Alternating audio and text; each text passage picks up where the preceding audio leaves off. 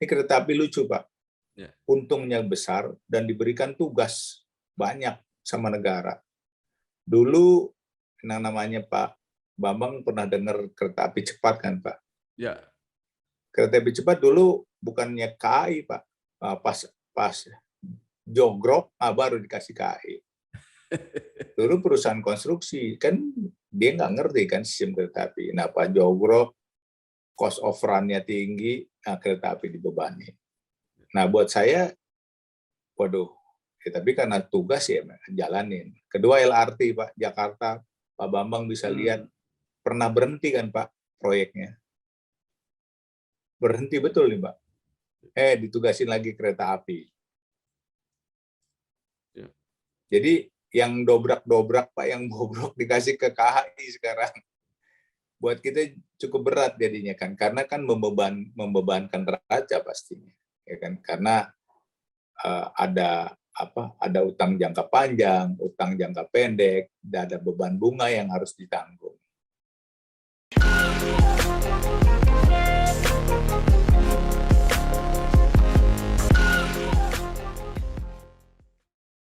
Universitas Indonesia,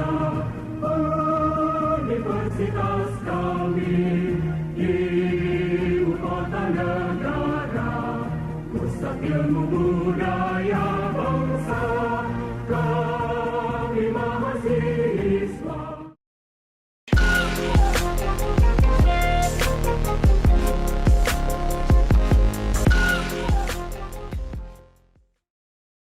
Assalamualaikum warahmatullahi wabarakatuh. Salam sejahtera untuk kita semua. Bersama saya Bambang Sadono di kanal Inspirasi untuk Bangsa. Mudah-mudahan kanal ini selalu bisa memberi inspirasi, motivasi, dan edukasi. Kami sedang mempersiapkan beberapa video wawancara untuk ikut memberi makna 72 tahun Universitas Indonesia. Selain akan kami tayangkan di kanal Inspirasi untuk Bangsa, hasil wawancara ini rencana juga akan kami bukukan. Saya sekarang saat ini sudah bersama dengan salah seorang alumnus Universitas Indonesia, khususnya Fakultas Hukum, yaitu Bapak Dr. Freddy Haris, SH-LLM. Beliau saat ini menjabat Komisaris PT KAI, Kereta Api Indonesia. Apa kabar Pak Freddy? Baik Pak Bambang, selamat pagi. Iya. Pak Freddy Haris ini lahir di Jakarta tahun 1966, lulus sarjana hukum dari Fakultas Hukum UI 1992, kemudian S2 hukum di Rijksuniversiteit Groningen 1998, kemudian doktor Fakultas Hukum UI 2007.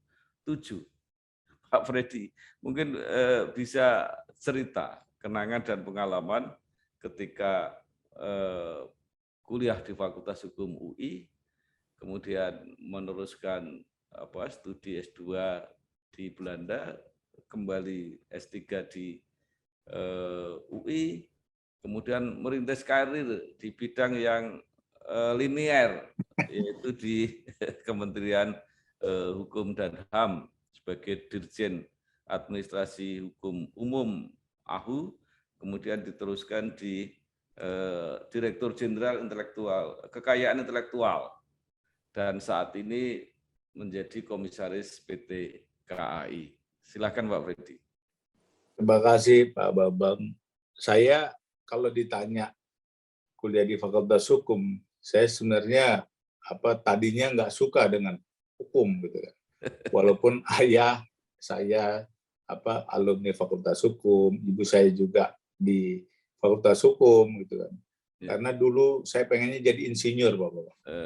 Buat saya insinyur tuh asik, enak, dan keren gitu kan. Ya.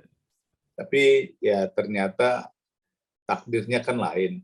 Malah saya pengen masuk ITB bahkan. Bukan.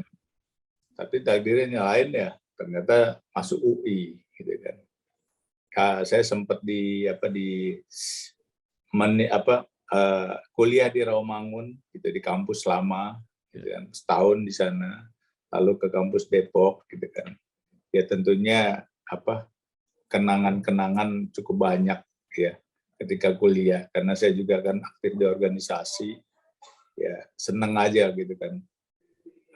Kalau saya teringat, saya nggak tahu ada satu orang terkenal gitu kan. Kan dia katakan, ketika kuliah saya sering bolos dan sering makan bersama teman-teman. Ya. Dan ternyata saya tidak menyesal dengan membolos dan makan. Ya. Karena yang dikenang ternyata bukan nilai A, B, dan C, tapi yang dikenang ternyata bolos dan makan bersama teman-teman itu. Makanya saya tidak menyesal kalau bolos dan makan-makan gitu. Karena orang ada yang nanyain itu kan, Pak Bambang, misalnya Pak Bambang dulu nilainya apa, A apa B, nggak ada. Gitu. Nggak ada. Ya, dulu ngapain aja sih waktu kuliah gitu. Iya betul. Makanya saya ya begitu banyak kenangan lah waktu kuliah gitu kan, aktif gitu kan. Ya juga bergaul. Saya juga sama teman-teman teknik juga banyak dan bergaul aja gitu Pak. Jadi selesai. Jadi saya ini memang agak unik memang. Nggak mau masuk fakultas hukum, terus tiba-tiba fakultas hukum. S2 ketika tamat, ada dua pilihan. Saya bekerja di perusahaan minyak, waktu itu Mobil Oil ya. Atau menjadi lawyer di sebuah law firm terkenal. Tapi yang saya pilih malah jadi asisten dosen yang bergaji Rp90.000 tahun 93, Pak. Buat saya nggak tahu itu apa. Dulu orang berpikir mungkin kebodohan karena gaji di law firm 750.000. Di Mobil Oil dulu juga ya sekitar segitu. Jadi istilahnya jadi junior lawyer. Tapi saya milihnya yang 90.000 waktu itu. Jadi lucu juga. Tapi ya itulah hidup kan. Lalu sudah itu waktu itu saya submit di Cornell dan sebenarnya diterima di Cornell tapi beasiswanya tahun depan. Tiba-tiba ada seorang profesor dari Belanda, dia membuka program baru, LLM program baru. Ya, mungkin dia mau promosi membutuhkan beberapa tenaga dosen. Dan saya betul-betul nggak tahu Pak Bambang pada situ. Namanya Rijksuniversiteit Groningen itu yang kita tahu kan Leiden, Utrecht gitu kan. Saya bilang universitas apaan sih saya bilang. Tapi ya udahlah daripada nunggu tahun depan pengen hidup di luar negeri akhirnya saya terima. Saya terima ajakan beliau dan saya agak terkejut ternyata Rijksuniversiteit Groningen itu waktu itu adalah one of the best 10 university in Europe gitu kan. Bangga juga pada saat itu saya dengan itu. Tapi sekolah udah. Lalu kembali pulang, saya sebenarnya sudah mendaftar juga di UM, University of Malaya, untuk S3-nya. Tapi satu semester nggak maju, karena waktu itu lagi zamannya reformasi kan. Jadi saya nggak ada kemajuan, profesor saya bilang, ya dia kan juga dievaluasi. Akhirnya ya sudah saya bilang saya mundur saja, supaya dia nggak ini. Lalu saya pindah ke UI. Akhirnya dapat dokter ilmu hukum di UI. Dan ada satu hal yang ini adalah saya kan punya obsesi dulu kan mau ke teknik informatika ITB. Nah itu jadi di belakang gelar saya ada gelar profesional ACCS, Accredited Cybercrime Studies. Itu akhirnya saya kuliah di Perbanas, Pak Bambang. Kuliah ilmu komputer, obsesi. Jadi karena saya merasa ya kalau obsesi harus tetap di ini supaya nggak kayak kelihatan utang kan. Maka saya kuliah di Perbanas, mengambil kekhususan itu, Accredited Cybercrime Studies, jadi tentang cybercrime, tapi di background kan dengan ilmu computer science, jadi gitu kan. Nah itu udah, ya sudah. Terus tahun 2003, ketika Pak Bari selesai menjadi dekan Fakultas Hukum, Pak Bari jadi Dirjen Haki. Dirjen Haki, sebelumnya Prof. Zain Umar Purba. Lalu Pak Bari minta karena dulu ada sekitar 2.000 backlog kasus komisi banding merek. Terus saya diminta ke sana karena ini. Akhirnya tahun 2005 saya jadi ketua komisi banding merek. Jadi ada 2.000 kasus yang backlog. Jadi saya mikir gimana caranya. Alhamdulillah 3 tahun itu kita bisa menyelesaikan 1.900 kasus. Jadi betul-betul diputuskan tuh Pak Bambang. Ya. Sebelumnya cuma dalam satu periode komisi banding itu cuma 179 kasus 3 tahun. Saya bilang, ayo kita sama-sama ini alhamdulillah. Lalu setelah selesai itu, saya sebenarnya ada 2 tawaran lagi. Jadi dekan di SGU, Swiss German University. Waktu itu dia mau buka Fakultas Hukum. Cuma sesudah Pak Bahari jadi sekjen, dirjennya akhirnya Andi Someng, Pak Bambang. Ya. Andi Someng itu anak teknik. Dia bilang, Fred, gantiin saya deh jadi direktur IT. Direktur Teknologi Informasi di Dirjen KI, Pak Bambang. Andi Somengnya jadi dirjen. Nah, tahun 2008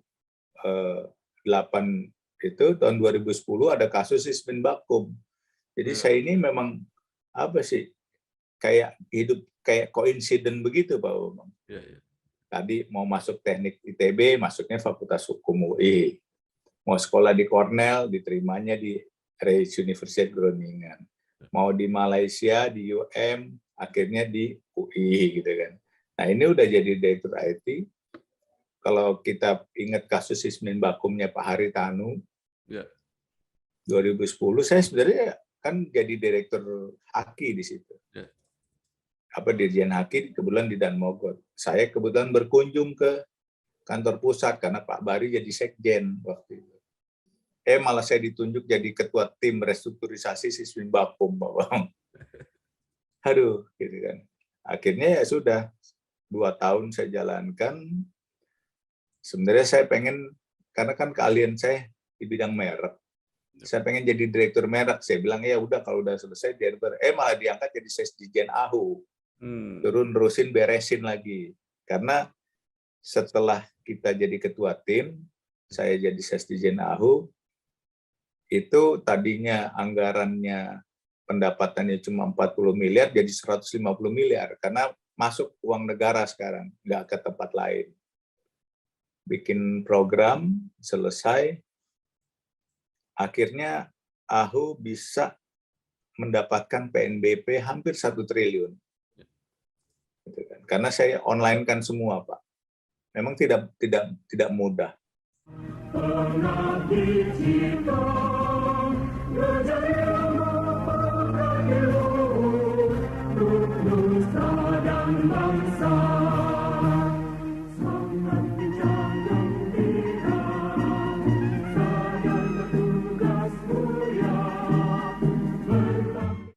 Mundur dari itu, nggak tahu gimana Pak sama Pak Lauli dipanggil lagi.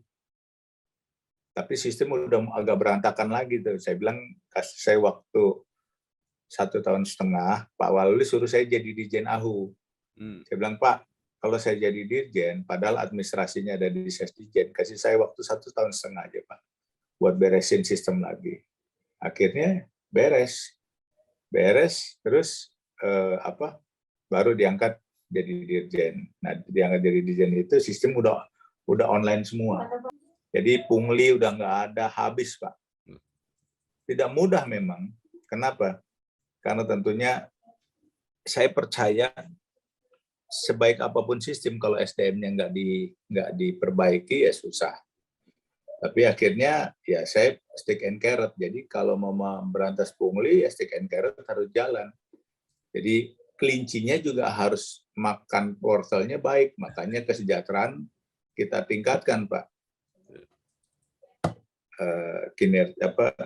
Tunjangan kita tingkatkan, mereka kita berikan mobil. Dulu kalau mobil itu cuma khusus eselon 2, akhirnya sampai eselon 4 kami berikan mobil. Mobil, uang bensin, lalu juga perjalanan segala macam untuk menambah kehilangan uang mereka yang dulu diambil dari istilahnya yang ilegal lah. Akhirnya ya sudah, jalan, alhamdulillah berjalan dengan baik. Notaris juga seperti itu. Notaris dulu kalau orang mau masuk Jakarta, itu 500 juta. mau masuk ini 100 juta gitu kan. Tapi kan saya bikin online, jadi orang antri aja sendiri. Antri sendiri, jadi dia bisa lihat dia ini kapan bisa diangkat gitu. Sepanjang syaratnya lengkap ya Pak ya. Ya. Jadi orang nggak bisa ini lagi, cawe-cawe lagi karena udah terpampang. Jadi kalau anak Pak Bambang Ya. lulus pendidikan notaris, lalu dia mau jadi notaris, kan harus magang, ujian ini, ujian itu. Semua orang bisa memeriksa itu. Udah ikut belum? Dan dia urutan. Kita ada, jadi misalnya kabupaten, misalnya kota kabupaten Ungaran. Ya. Kabupaten Ungaran itu jatahnya setiap tahun 10. Ya udah 10, Pak. Kalau yang nomor 11 tahun besok diangkatnya. Jadi tahun ini 10. Jadi nggak ada lagi cawe-cawe. Karena buat kita ya harusnya memang seperti itu. Walaupun sistem notarisnya sekarang jadi agak kacau balau karena mix antara Eropa sama Amerika. Ya udah selesai, akhirnya udah tertata rapi semuanya di AHU. Terus di tahun 2017 karena udah beres, Pak Menteri tanya sama saya, Pak Yasona, Fred, itu di JNKI kosong. Kamu sebenarnya mau di mana? Saya bilang, kalau saya Pak, yang enak tentunya Dirjen AHU Pak, udah beres, jadi saya tinggal jalan-jalan aja ke luar negeri gitu. Saya gitu Pak ya kan. Maksudnya ke luar negeri itu kan ada program naturalisasi keluarga negara kan Pak. Udah, lalu saya juga ikut Ease of Doing Business. Jadi kalau mau itu Pak, jadi saya udah nggak mikir lagi kan, udah ruwetnya udah selesai. Tapi ternyata Pak Menteri, Pak Yasona bilang, enggak, pindah ke KI, beresin ke KI, karena KI masih pungulian masih banyak, dia bilang. Saya bilang, nyuci piring lagi nih, saya bilang nih, udah. Ya udah, akhirnya selesai dia aku, saya jabat 2 Pak, jadi lucu nih, jabatan yang paling lucu buat saya. Dirjen AHU, PLT, Dirjen KI, jadi 2 pegang setahun Pak. Habis itu, saya dilantik jadi Dirjen KI, PLT Dirjen AHU, karena Dirjen AHU-nya belum terpilih, kan gitu Pak. Ya. Jadi betapa pusingnya kan pegang dua unit eselon 1, gajinya cuma 1 Pak. Gajinya cuma 1, kalau gaji 2 sih nggak apa-apa kan, gaji cuma 1. Karena Kementerian Hukum dan HAM belum punya standar prosedur untuk kalau orang menjadi PLT gitu. Ya udah, dan ternyata ya sama aja di Haki, pungli, orang ini merek itu lama, nggak jelas, hutan rimbanya nggak karu-karuan, paten juga begitu, cipta juga begitu, segala macam gitu kan. Ya saya sama aja, ya udah stick and carrot aja saya bilang. Dan di sana salah satu juga yang cukup berat adalah para pemeriksa, khususnya pemeriksa paten. Jadi selama ini nggak pernah diurus pemeriksa paten. Mereka bermain sendiri, mengatakan tolak sendiri segala macam. Sampai saya dibilang, ketika saya memberikan arahan pertama kali, bahwa dibilang, ini paling sebentar nih dirjen magang nih gitu. Cuma kan saya senang kalau orang underestimate kan Pak. Kenapa senang? Saya takut kalau orang overestimate karena berat. Tapi kan kalau underestimate gampang kita istilahnya lift up, gitu kan. Kalau overestimate saya takut grade down kan. Ya. Udah, wah habis. Cuma saya tenang aja, yang penting gue kerja, saya bilang udah. Gue dipercaya Pak Menteri, kerja, udah. Kerja, betul. Kita beresin semua, alhamdulillah KI juga dari pendapatannya 300, sekarang udah hampir 1 triliun juga. Jadi masuk. Nah inti dari semuanya adalah, kalau kita melayani masyarakat dengan baik dan cepat, dan masyarakat senang, artinya negara itu punya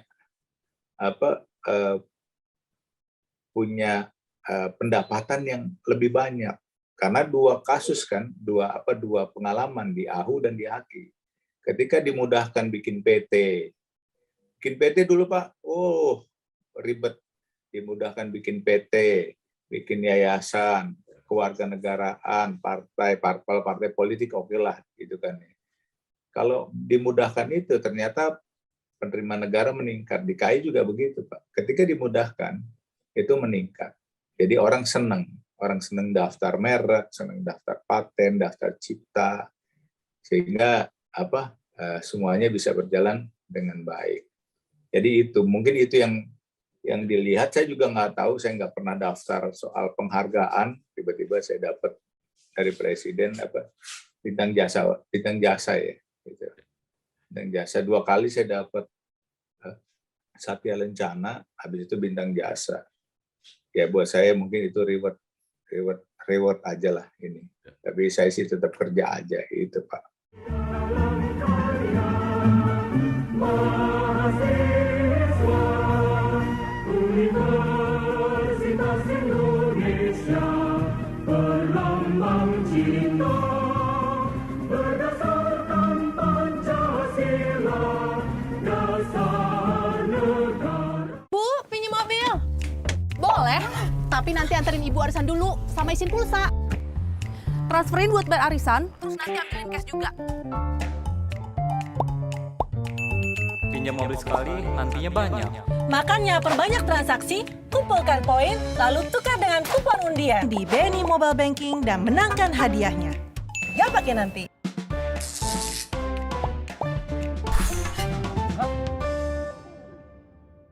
Bapak mungkin bisa mengomentari sedikit tentang bintang jasa yang diberikan oleh negara ya melalui presiden itu. Itu apa maknanya bagi Bapak? Ya, buat saya itu ya sebuah penghargaan mungkin atas kerja, tapi buat saya sih tetap kerja aja gitu kan. Ya negara memberikan apresiasi, alhamdulillah, terima kasih. Artinya hasil kerja kita ya dihargai dan dilihat oleh negara, itu aja Pak. Ya. Karena memang saya cuma pengennya kerja aja, kerja gitu. Baik. Nah, sekarang Bapak menjadi salah satu komisaris PT Kereta Api Indonesia. Nah, sepanjang yang saya tahu ini kinerja PT KAI ini kan sampai sekarang sudah tergolong dianggap bagus gitu ya. Ya. Nah, lalu apa yang masih akan dilakukan? Oke. Jadi saya sebenarnya diangkat sudah lama jadi komisaris kereta api Pak. Ya. Tapi kan waktu itu kan sama seiring dengan dirjen ya kan. Seiring dengan dirjen, akhirnya saya ya sudah pekerjaannya biasa aja gitu ya. Tapi pas selesai jadi Dirjen KAI, kan Dirjen KAI kan saya udah 4,5 tahun kan Pak. Ya. Dari tahun 2017, 18, 19, 2020, 2021, kan udah 4,5 tahun kan, kalau jabatan kan 5 tahun Pak. Akhirnya saya pas selesai jadi Dirjen, diangkat jadi komisaris tadi biasa anggota. Sekarang ketua KPMR Pak. Oh. Komite Pemantau Risiko Manajemen. Dulu sih pengennya cuma santai aja jadi komisaris. Istilah saya KMGB Pak. Ya. Komisaris makan gaji buta gitu kan.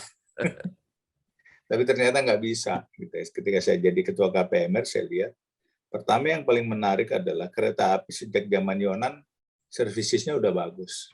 Ya. Betul-betul bagus. Inilah buat saya top 5 lah. Gitu kan. Udah kayak di luar. Kita tuh evaluasi tiap hari ini kan, kayak hari ini kayak saya posko, itu semuanya terdata, terstatistik dengan baik. Tapi satu hal sebagai ketua KPMR adalah persoalan investasi dan persoalan aset. Nah itu yang masih banyak PR-nya lah. Kereta api ini asetnya banyak Pak, tapi tidak terurus. Maka kita urus satu-satu. Kedua, kereta api ini juga masih banyak peluangnya.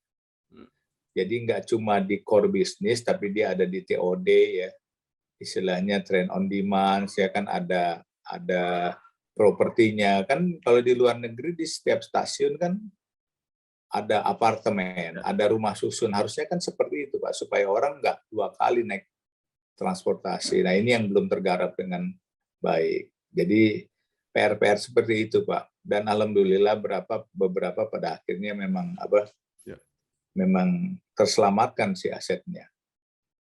Aset terselamatkan dengan tim kerja yang bagus juga dari direksi, itu juga kita melihat orang mengerti nggak sih tentang risiko manajemen gitu kan.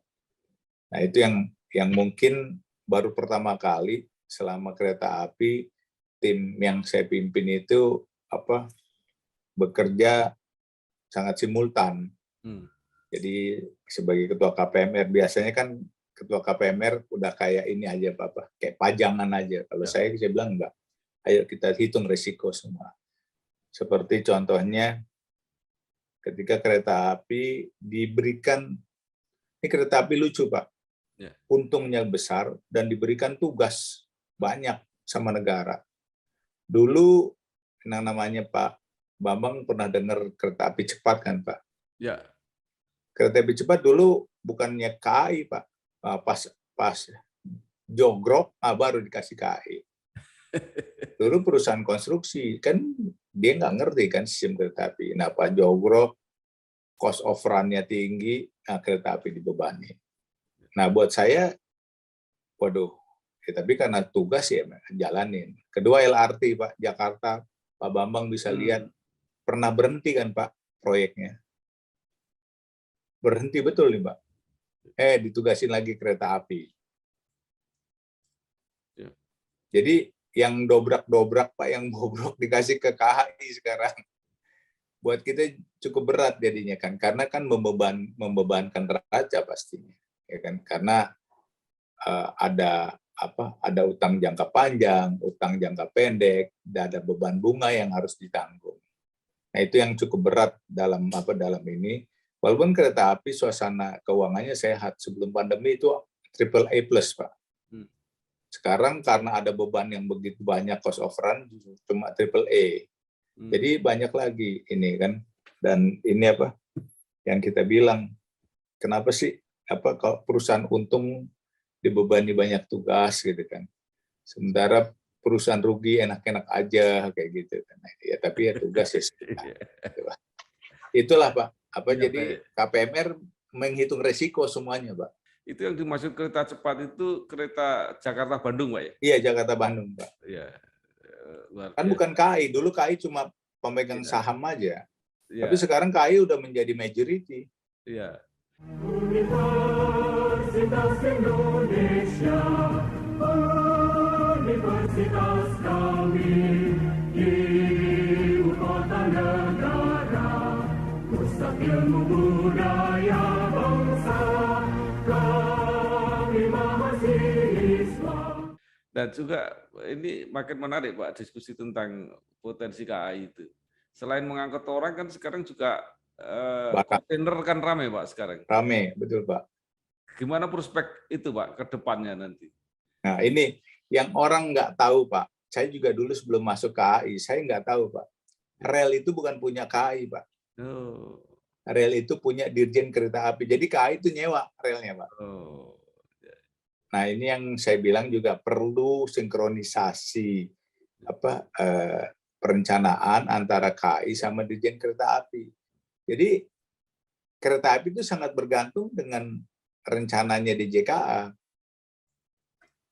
Nah ini yang menarik, makanya kita kadang-kala potensi banyak Pak, logistik, angkutan batu bara, sawit, kontainer. Kalau di Amerika itu orang di Eropa angkut kontainer mungkin sampai 40 gerbong kali Pak ya. Gitu kan. Tapi kalau di sini infrastrukturnya belum terlalu tersedia, jadi cuma 20 ini. Jadi kesempatannya cukup banyak lah Pak. Ya. Baik. Karena paling safe, murah. Pengabdi cita, berjaya mengabdi luhur, untuk nusa dan bangsa. Semangat dijaga gembira, sadar bertugas mulia. Kalau tidak salah kan sudah bekerja sama dengan Perumnas Pak untuk membuat semacam memanfaatkan lahan-lahan di stasiun-stasiun itu. Ya itu Pak Bambang, saya bilang banyak pada akhirnya cuma mau jadi calo aja. Ini maaf nih agak kenceng-kenceng. Maunya mau jadi calo aja, perusahaan konstruksi BUMN kita nggak mengerjakan dengan baik, ya akhirnya banyak terbengkalai. Padahal kan kesempatannya bagus. Akhirnya banyak sekarang nih, kemarin saya ke Jakarta Merak, Pak. Itu peluang untuk membuat apartemen di dekat stasiun itu besar, Pak. Tapi saya juga nggak ngerti kenapa ini saya lihat nih ada sesuatu yang harusnya makanya saya waktu Lebaran ketiga itu saya ke Jakarta Merak, Pak, jalan, dan Intermoda juga di situ. Kan orang harusnya dari naik kereta api mau ke ini langsung bisa naik ferry gitu. Tapi ternyata orang harus jalan 1,5 kilo ke terminalnya. Nah, itu kita mau pindahin stasiun kayak gitu, Pak.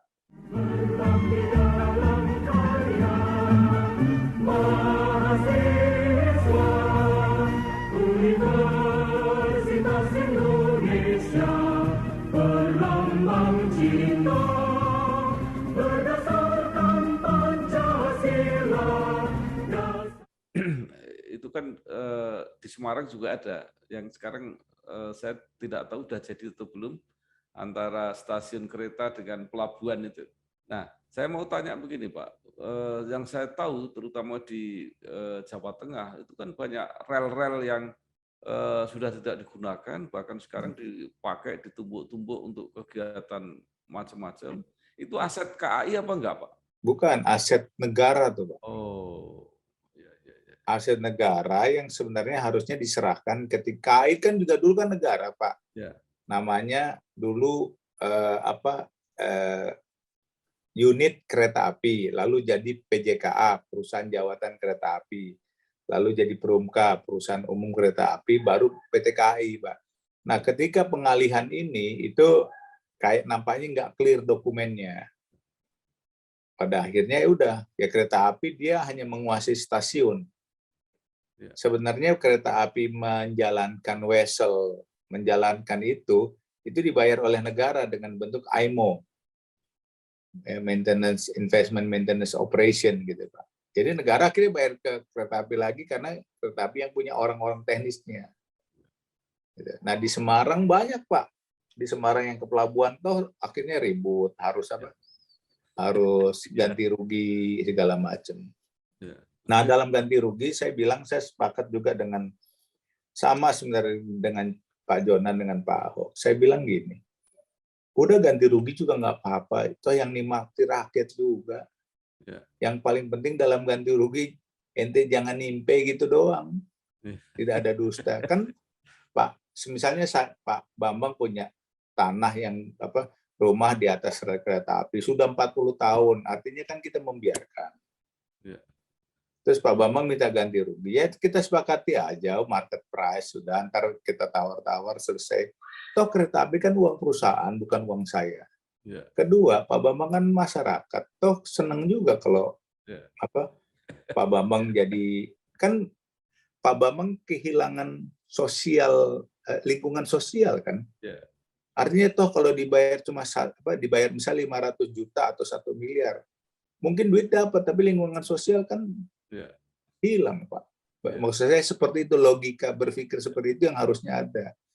Nah, kalau logika berpikir seperti itu ada, saya bilang semuanya bisa teratasi. Ya pasti ada kerikil kecil, saya bilang, tapi nggak terlalu inilah, saya bilang. Universitas Indonesia, universitas kami, ibu kota negara, pusat ilmu budaya bangsa, kami mahasiswa. Luar biasa, Pak. Kalau pendekatannya semacam itu, konflik-konflik dengan masyarakat itu tidak perlu terjadi. Iya, Pak. Iya. Nah, baik, Pak. Tadi Bapak mengatakan bahwa sekarang juga masih menjadi dekan di Esa Unggul. Hukum Universitas Esa Unggul. Mungkin Betul, bisa Pak. cerita, Pak. Nah, jadi gini, udah lama sih ditawarin, Pak, saya. Karena rektornya kan teman saya. Kebetulan yayasannya punya ibunya dia dan saya kenal baik gitu kan. Saya ditawarin dari dulu lah, enggak lah. Nah, ketika saya udah nggak jadi dirjen, lalu kan saya kan selalu saya melihat Mas Menteri ini ya, Menteri Pendidikan, Nadiem Makarim. Itu kan konsepnya sebenarnya sama ya. Merdeka belajar, kurikulum merdeka dan merdeka belajar. Kurikulum kalau Pak Bambang boleh dilihat di UI, kurikulumnya itu udah usang, udah kuno, Pak. Kurikulum UI juga ada banyak yang usang dan kuno. Ilmunya usang, ilmunya kuno, development-nya nggak terlalu ada gitu kan. Kenapa? Karena birokrasinya udah terlalu besar, udah terlalu gemuk. Nah di Esa Unggul belum ada guru besar. Kebetulan yang paling tinggi pangkatnya saya lektor kepala gitu kan, lektor kepala 4E. Jadi saya diberikan kebebasan, Pak. Kebebasan untuk menata kurikulum berbasis kurikulum merdeka dan merdeka belajar. Jadi saya ubah, Pak, semua kurikulum. Kurikulum dari semester 1 sampai semester 5, mereka itu belajar di Fakultas Hukum.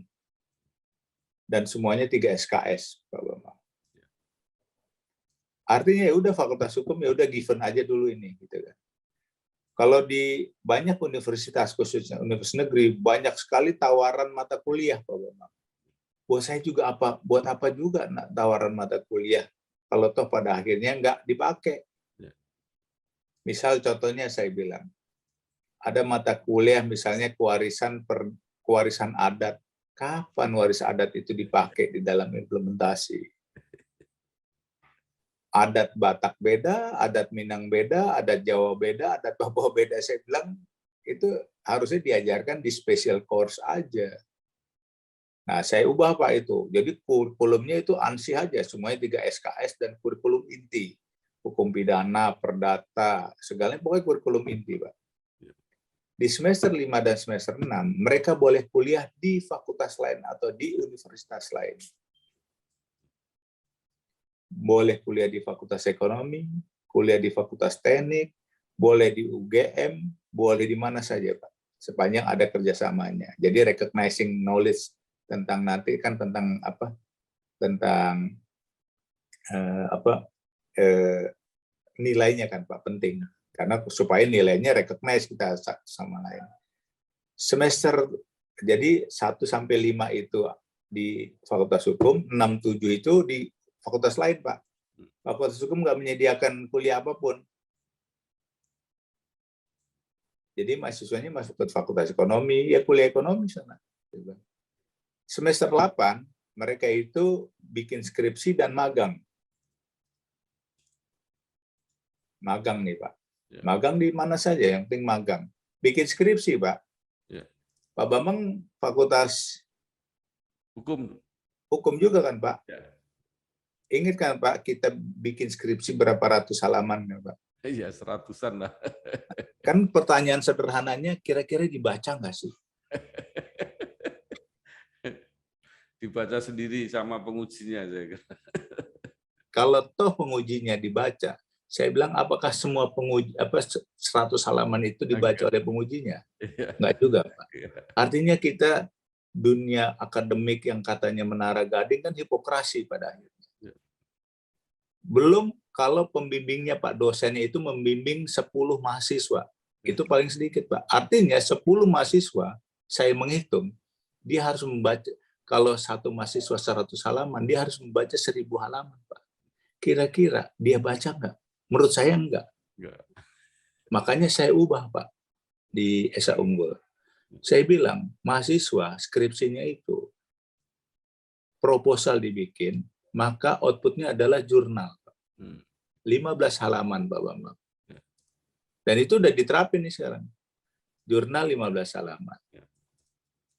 Jadi jurnal oriented, Pak. Sehingga outputnya jelas. Kalau plagiarisme kelihatan, ya kan? Lalu mahasiswa senang karena namanya ditulis dalam sebuah jurnal. Nggak mudah memang, Pak, awal. Ini. Saya juga bingung, Indonesia. Biasa nulis 100 halaman, disuruh nulis 15 halaman pada protes. Kan aneh, Pak. Saya bilang tulis apa adanya dulu lah, saya bilang. Tapi minimal Anda punya referensi. Anda harus baca buku-buku itu dan jurnal tulisan apapun, berita Anda baca, referensi itu Anda tulis sebagai bagian dari bacaan dari jurnal. 15 halaman. Lalu nanti kita bikin jurnal lokal, Pak. Kalau yang bagus baru kita masukkan ke jurnal universitas. Kalau yang bagus banget kita masukkan ke jurnal internasional atau nasional. Begitu, Pak, polanya. Jadi mahasiswa kedua, jurnal itu akan mendapat sertifikat hak cipta.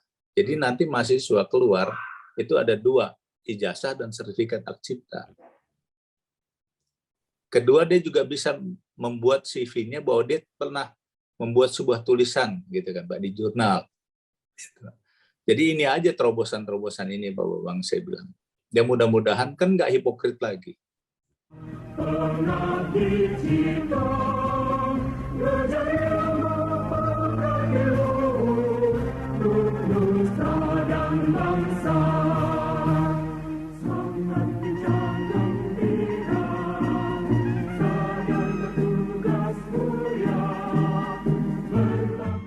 Iya. Gitu.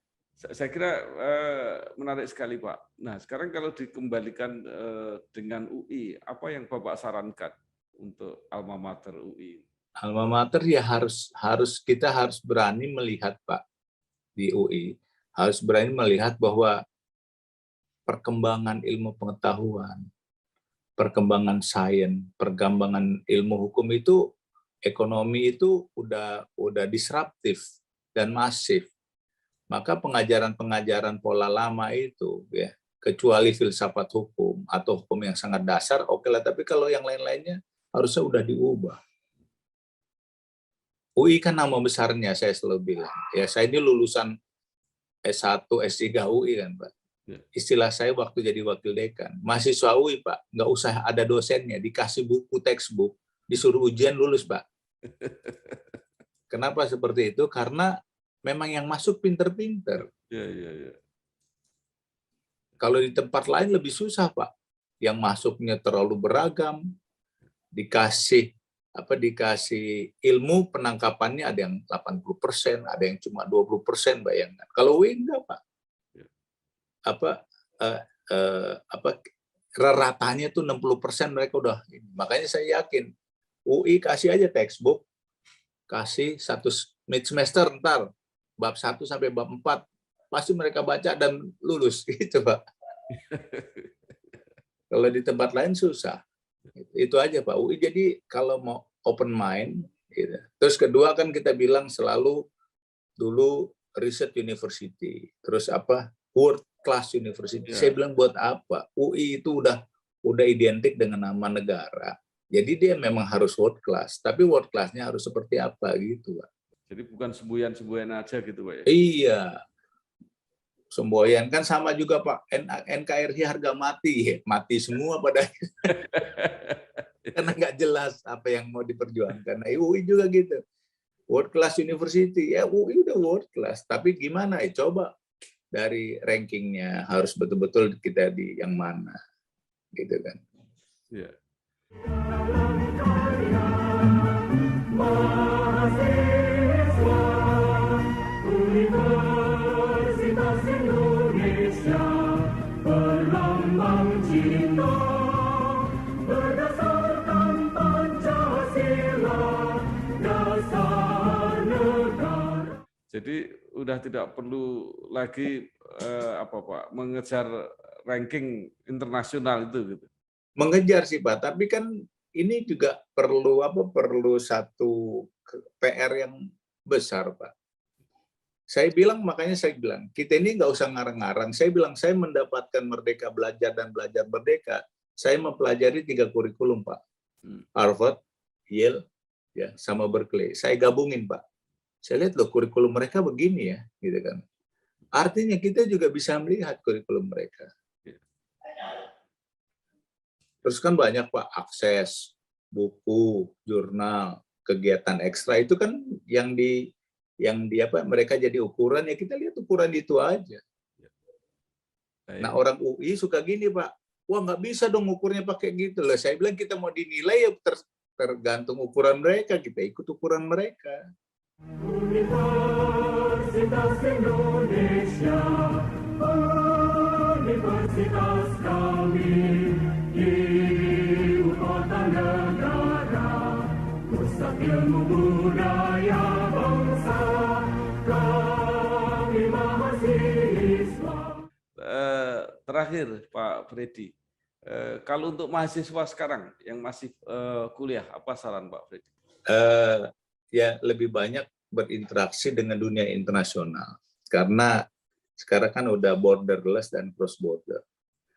Kedua, kalau dulu saya kemampuan bahasa menjadi penting, tapi ketika ditemukan kakao itu Pak, mesin translation nggak terlalu penting. Yang paling penting adalah sifat kritis dan inovatifnya aja yang dibutuhkan. Karena kalau nggak kita kalah nanti. Jangankan sama mahasiswa Eropa, mahasiswa Malaysia, Singapura aja kita bisa lewat.